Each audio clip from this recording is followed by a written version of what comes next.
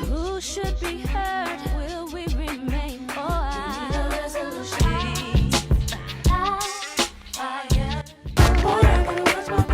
so I'm not just saying wrong. You will probably leave you alone. You can dust it off and try again. Dust yourself off and try again. Try again. Your love is a man in a million. You're ready for the stand. So you're ready for the stand. You're not ready.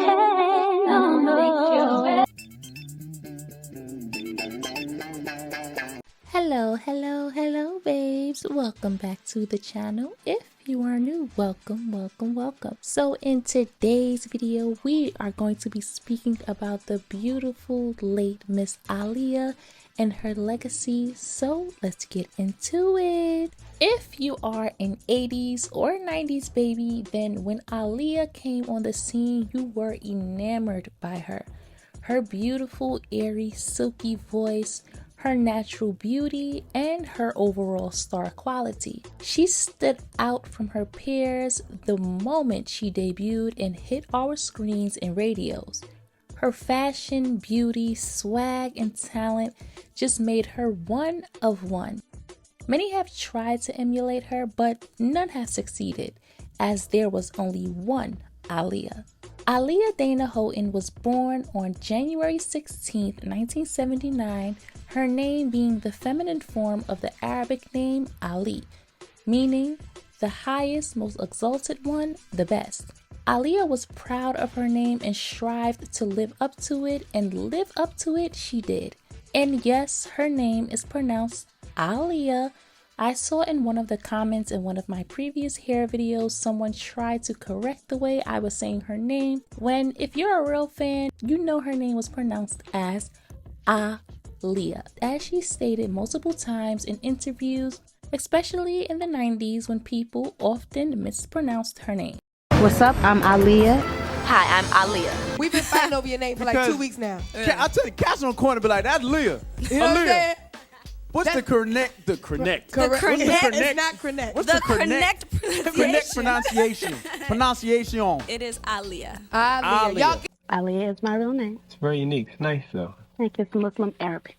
Oh, all right. But you know. Do you know the meaning, or does it have a meaning? It means the highest, most exalted one, the best. All right. There we go. I'm your host, Aaliyah.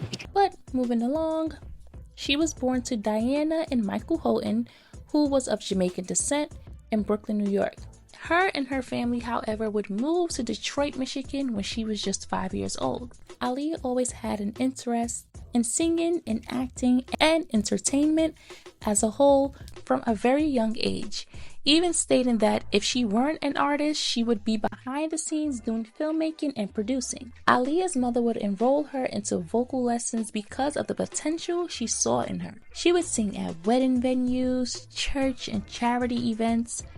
At the age of 10, Aaliyah would audition for Star Search, where most of our favorite artists would get their start on. You're my favorite work of art. Is your city left in Greek? She would cover the song My Funny Valentine.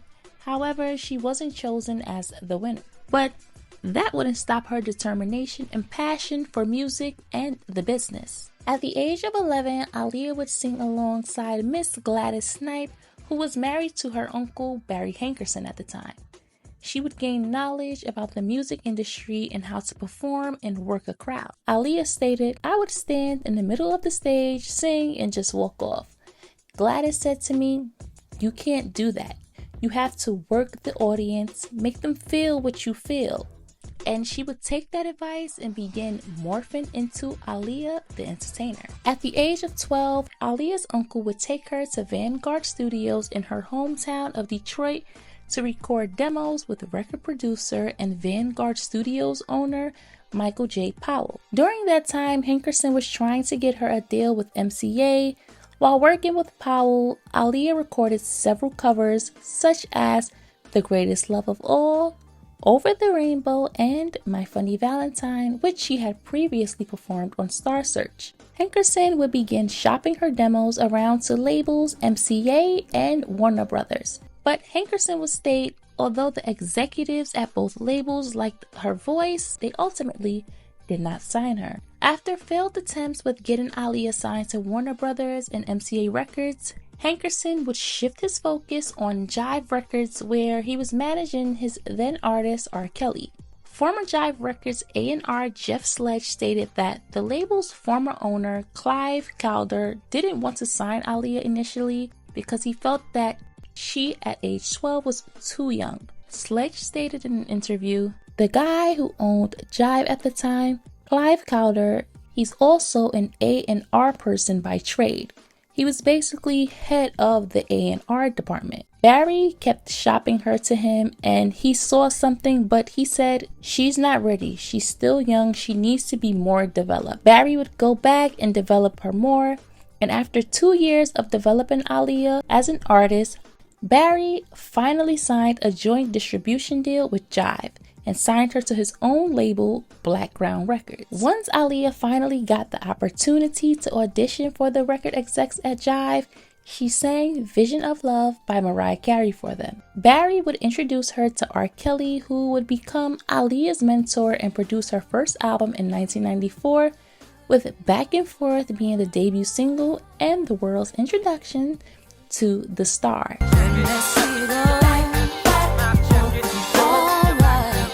I found Leah. As a matter of fact, Barry Hankerson, my manager, who's her uncle, told me to go up to Detroit and hear her sing. Once I got up to Detroit, I didn't have to hear her sing because she was glowing. I knew she had it. As soon as she started singing, that verified it. And from there, we became here, and everything's all good. And would follow up with the second single, At Your Best, and third single, Age Ain't Nothing But a Number.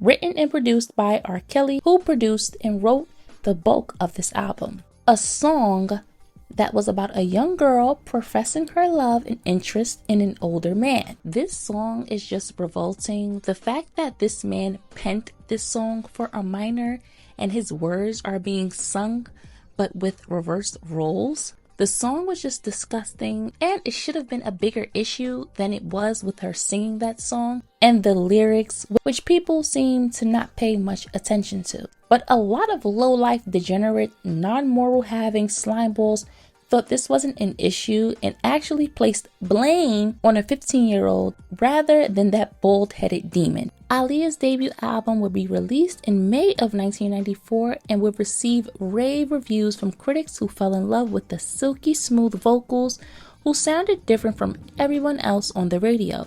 The album would peak at number 18 on the Billboard 200 charts and has been certified double platinum by the RIAA. This album put people on notice to who Aaliyah was as a new artist. Her versatility and how she was able to connect with the audience. Though she was a young new artist, she had that it factor that you're born with. Which is something that I always say, you can try to mold an artist as much as you want and give them the biggest hits, pay for their radio play and push them in the media, but you can't pay for genuine star quality. You either have it or you don't.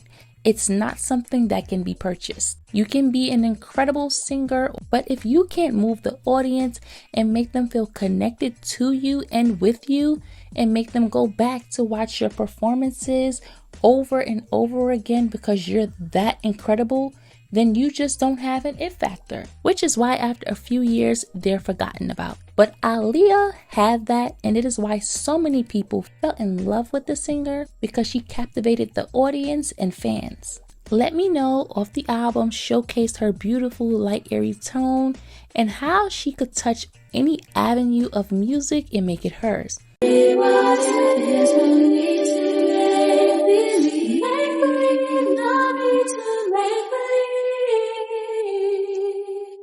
Look beyond your world, try to find a place for me.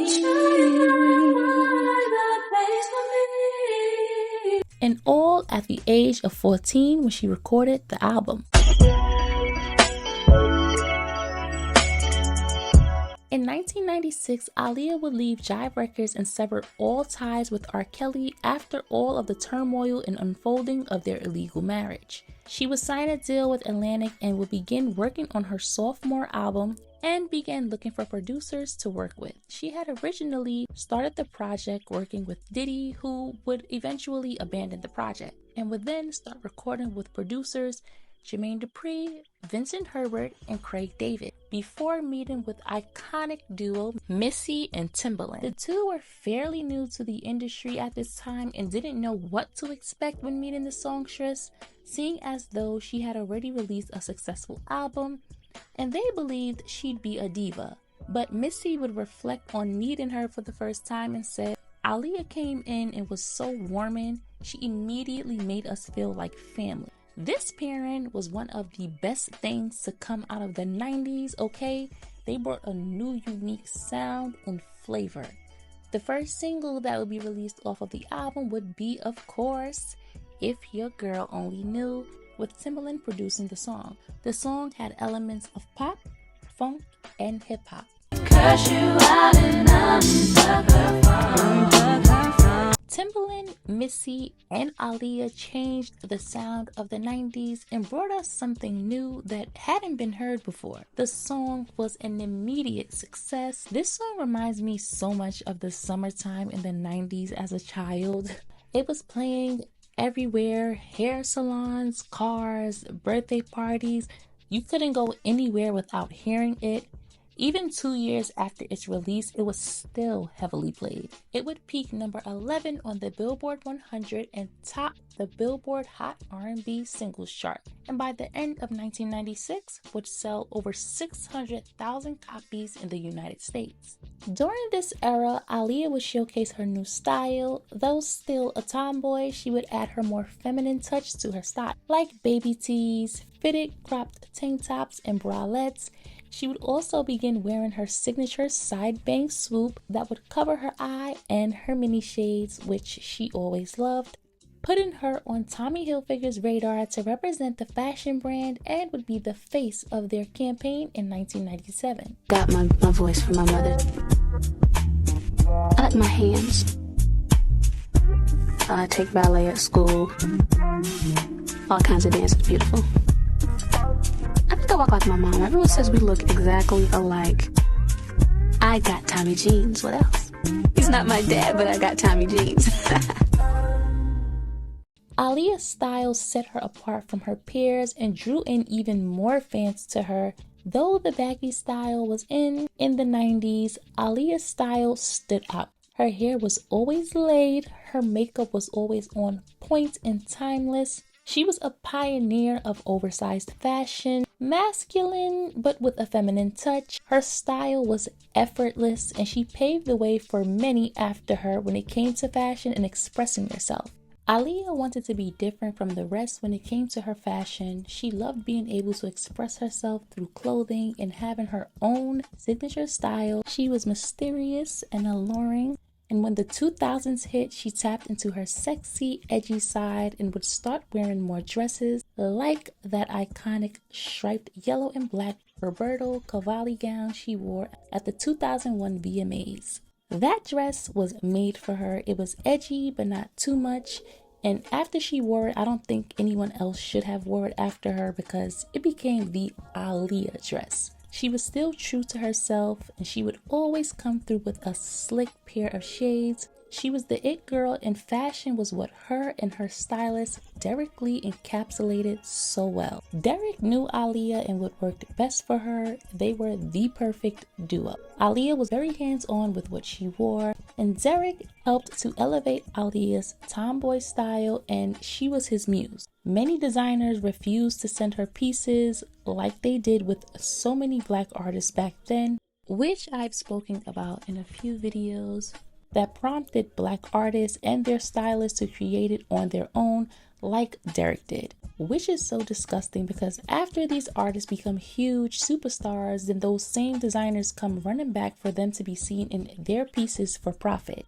Derek had begun working with Aaliyah in 1996 and had just finished styling Color Me Bad for a shoot when his agent connected him with a young lady who worked for Blackground Records. She was new to working for Blackground and had asked if he could bring a few pieces for Aaliyah before flying back to New York. And whoever this woman is, she deserves her things because she connected an iconic duo when it came to fashion and styling. He would style Aaliyah for her 1 in a Million video after many stylists had tried sending her dresses which weren't a part of her vision. Derek stated he had to bring completely new pieces in only a few hours to retrieve them, and the only stores that were open at the time that late at night were sex shops, so he would call up his assistant in LA and ask her to send the motorcycle jumpsuit she wore to be sent to New York overnight. He was a bit nervous because he hadn't worked with her before, but he knew the kind of girl she was and how to elevate her style. And elevate her style, he did. Aaliyah and her best friend Kidada Jones, who has done immense work in the fashion industry, were also working on a Japanese-inspired clothing line coined Dolly Pop. Sadly, the line didn't launch because of Aaliyah's passing. But this line would have been so sick, especially with Aaliyah's style and creative mind, along with Kidada's experience working in the fashion industry and styling people. The third single to be released would be 1 in a Million, that would become one of her biggest hits. Again, written by both Missy Elliott and Timbaland, with Timbaland producing the song.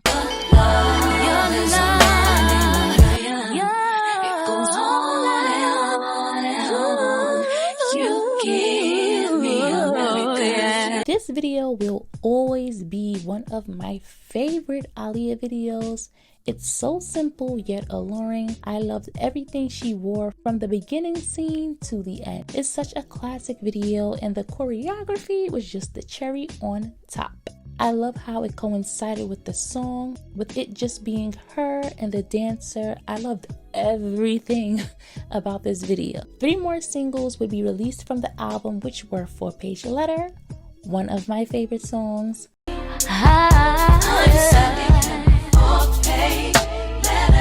the one I gave my heart to, and Hot Like Fire.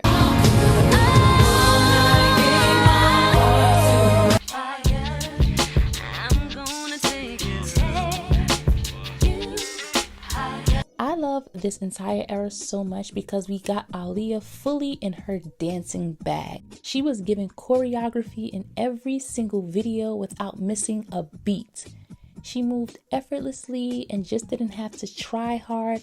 It was natural with her. The album would be released in August of 1996 and debuted number 20 on the Billboard 200 with the first week of sales of almost 41,000 copies before reaching number 18. Within a couple of months, the album would become certified double platinum by the RIAA, and by 2011 sold over 8 million copies worldwide.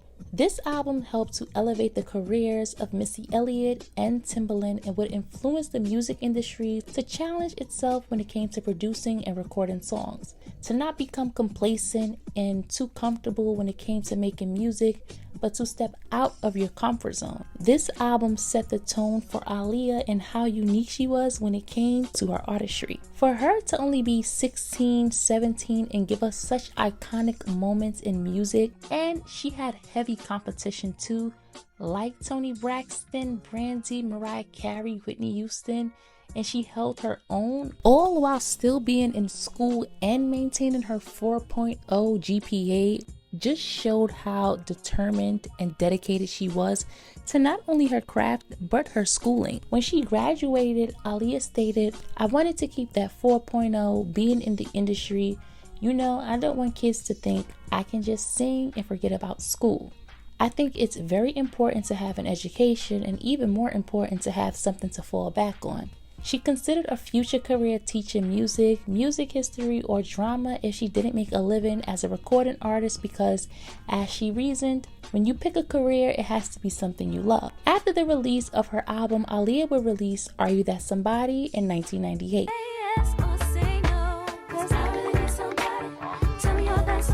That was recorded for the Dr. Dolittle soundtrack, one of my favorite 90s movies. Again, written by Timbaland and the late Static Major, who wrote and produced her self-titled album. The production on this song was immaculate.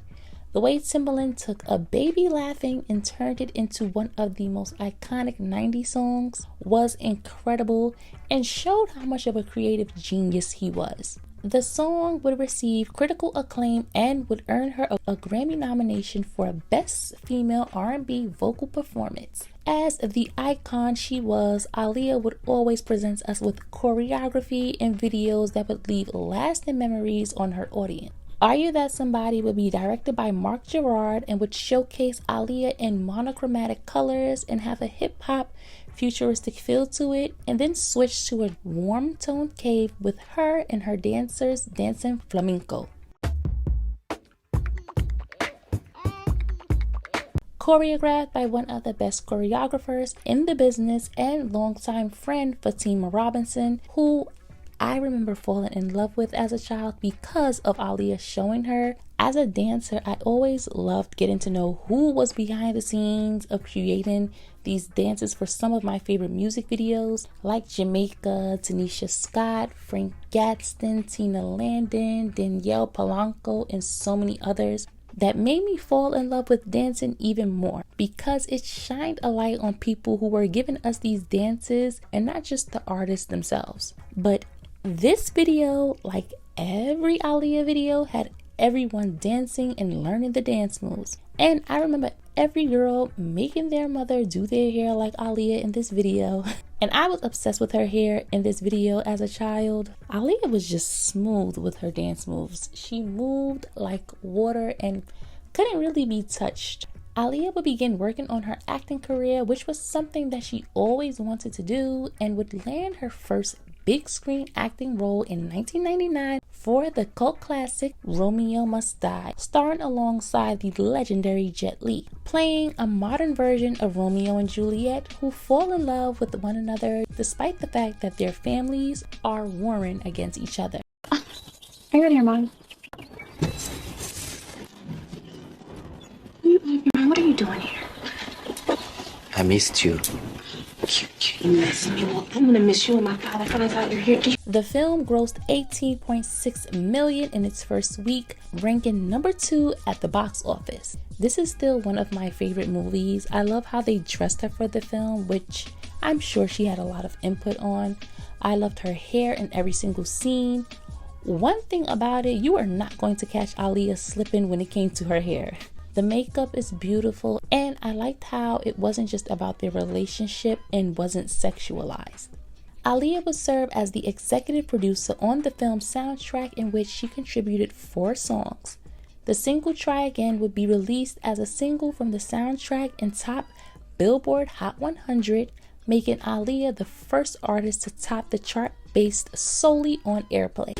You can dust it off and try again. Dust yourself off and try again. The video features Jet Li and once again some slick Aaliyah dance moves, which she stated was the hardest choreography to learn, and I think we felt the same way when trying to replicate these dance moves. Now, what's been the hardest dance routine that you had to learn?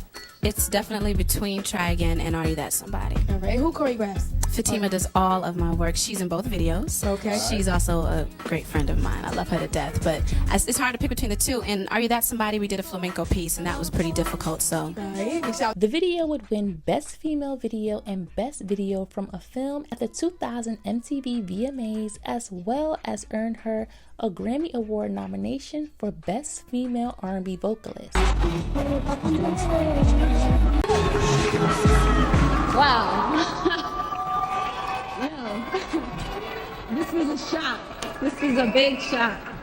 I just started filming Anne Rice's Queen of the Damned in Australia, and my brother and I flew 22 hours to be here just in appreciation of the nomination.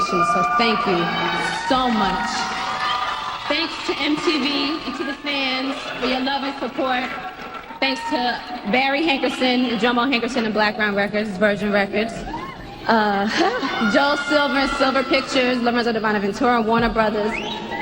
Jimmy, Michael, Courtney, and CAA, David Brokaw, the Brokaw Company, Wayne Isham for a great video, Timbaland and Static for an amazing song, Fatima for great choreography, The soundtrack would go on to sell 1.5 million copies in the United States. After she completed Romeo Must Die, Aaliyah began working on her second film, Queen of the Damned, playing Queen Akasha. And what's so funny is I absolutely hated anything horror or scary as a child, and still do. But because I loved Aaliyah so much, I watched this movie. Why not? This is why you have risen. They believed in nothing. Now they are nothing. But she did a phenomenal job acting, and I think that she would have been a huge actress, especially because she had the ability to tap into any character. Due to filming Queen of the Damned and Romeo Must Die, her self-titled album was delayed. After she wrapped up filming Queen of the Damned, she began recording her third album.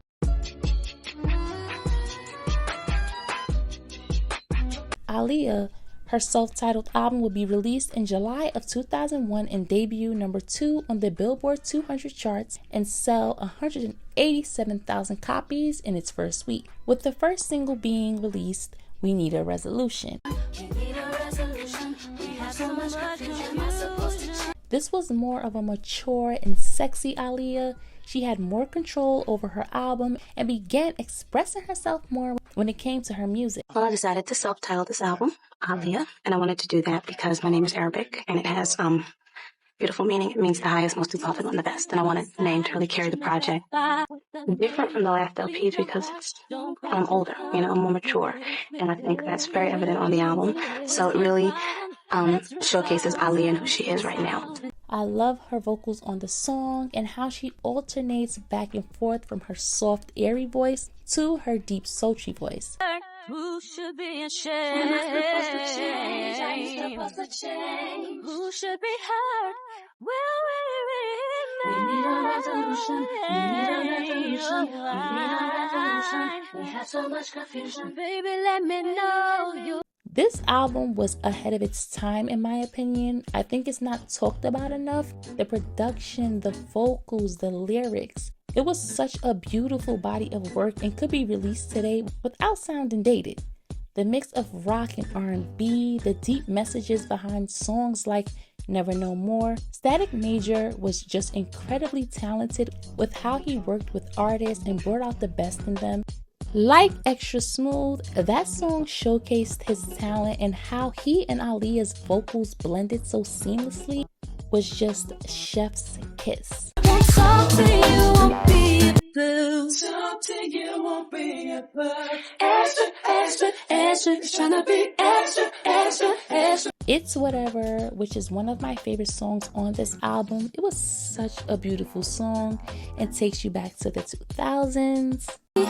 Whatever is whatever, as long as it's you and me. Whatever, it's whatever. This album showed us exactly how versatile Aaliyah was as an artist. I remember always looking at her pictures in the booklet for this album and just being obsessed with the gold look she wore and how beautiful she looked for the album photo shoot. Rock the Boat would be released as a posthumous single after her unfortunate death, and I didn't see the need of this video having to switch from Miami to the Bahamas. That entire video could have been done in Miami. Miami is beautiful, and it wasn't like the video showcased much of the Bahamas. Was shot in Miami, part of it, and then it was kind of added on that she would have to go to the Bahamas to shoot some footage. She really didn't want to get, when she saw the little plane, she really wasn't too comfortable with that, The song had elements of Caribbean flavor mixed with R&B and would soar on the charts. The following third single that would be released is More Than a Woman, that would be performed on The Jay Leno Show by Aaliyah.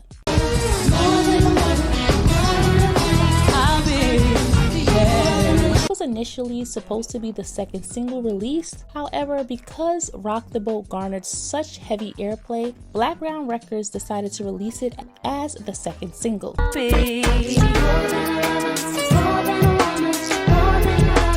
Aaliyah had a heavy hand in the creative direction of the video, working alongside Dave Meyers, who has directed some of the best music videos for the top artists like Usher, DMX, Brandy, Jay-Z, Britney Spears, Janet Jackson, and so many more. Dave stated he became familiar with Aaliyah's artistic side while directing the video. He said, "I was really impressed with how balanced she was on her whole deal and really had a great understanding of all sides of the artistic equation. She was pulling tears out of magazines and sharing those with me. It was a little bit more of how she wanted to present herself, and I built the world around her with the motorcycle and the lights and dance." The video had a high budget and initially made Myers nervous because he wanted to make sure everything went as planned, including the light show for the video. Aaliyah, who got the budget approved, also wanted to ensure that the light show was included, telling Myers, "No, I want to do this right." Aaliyah wore a custom-made Chanel suit created and designed by the iconic Dapper Dan that I was obsessed with as a child, and especially her dance break outfit. Ugh. Those leather pants are still iconic. You can tell she got a lot of inspirations from Michael and Janet, whom she loved and looked up to when it came to dancing and stepping outside of the box with her creativity. More Than a Woman would be one of the last videos that would be released, and More Than a Woman and I Care For You would be released as posthumous singles and peaked within the top 25 Billboard Hot 100. Aaliyah's influence and impact is definitely heavy within the industry, with artists who came after her like Rihanna, Ciara, Normani, Sevyn Streeter, and others. Her sound is something many still try to duplicate with the buttery smooth vocals and swag that you could hear, but it's something that you can't replicate. You can hear her influence on Ariana Grande's Position album with songs like Main Thing and West Side. I adore you. There shouldn't be no harder. There's more love if you follow emotion. She is one of those artists who left her print on the world, and even 20 years later, when her albums were finally released on streaming services in 2021, her albums would immediately start trending and hit the Billboard's top 10 R&B and hip-hop charts, reaching number 7. In 2001, the United States Social Security Administration ranked the name Aaliyah as one of the 100 most popular names for newborn girls. She was ranked the top 40 women of the video era in 2003. She was also ranked number 41 on the Greatest Women in Music by VH1, and in 2014, NME ranked her as number 18 for 100 most influential artists. And with that being said, this video has come to an end. Let me know below what are some of your favorite Aaliyah songs and music videos, her style. Don't forget to comment, like, share, and subscribe. Make sure your notification bells are turned on so that you always know when I upload, and I will catch you guys in the next video. That you was dissing her to talk to me.